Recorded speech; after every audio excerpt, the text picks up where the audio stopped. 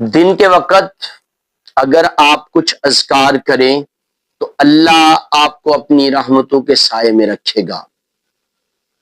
صبح کے وقت آپ پڑھیں استغفر اللہ ربی من کل ذنب واتوب الیہ، یعنی اے اللہ میں تجھ سے اپنے گناہوں کی معافی مانگتا ہوں اور توبہ کے لیے تیری طرف رجوع کرتا ہوں۔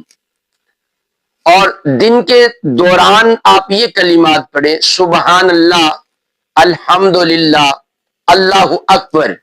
یہ تین کلمے ایسے ہیں جو انسان کے دل کو نور دیتے ہیں اور گناہوں کو مٹا دیتے ہیں۔